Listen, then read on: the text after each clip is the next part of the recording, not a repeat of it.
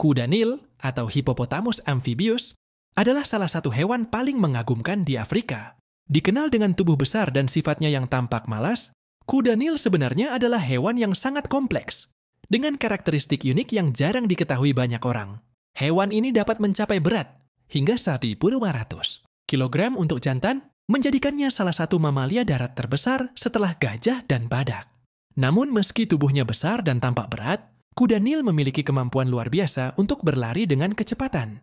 Hingga 30 km atas jam di darat, membuatnya mengejutkan bagi siapa saja yang berpikir mereka lamban. Sifat semi-akuatiknya memungkinkan mereka menghabiskan sebagian besar waktu di air untuk melindungi kulitnya dari panas matahari Afrika.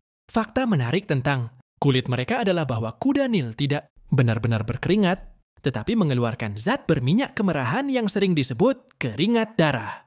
Zat ini bukan darah, tetapi cairan pelindung yang berfungsi sebagai tabir surya alami sekaligus antiseptik untuk mencegah infeksi. Kemampuan biologis ini menjadi contoh adaptasi luar biasa terhadap lingkungan yang keras.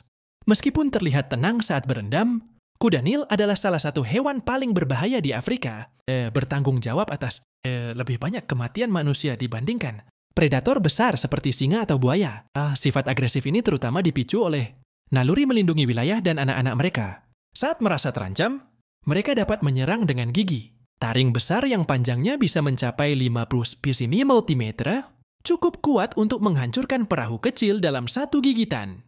Kuda Nil juga memiliki hubungan yang mendalam dengan budaya dan mitos lokal.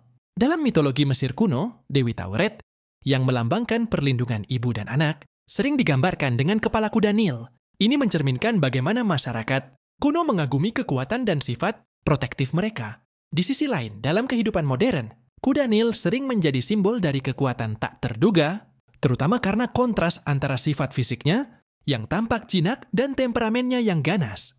Fakta mengejutkan lainnya adalah meskipun terlihat lebih dekat dengan gajah atau badak, secara evolusi kuda Nil sebenarnya memiliki hubungan terdekat dengan paus dan lumba-lumba.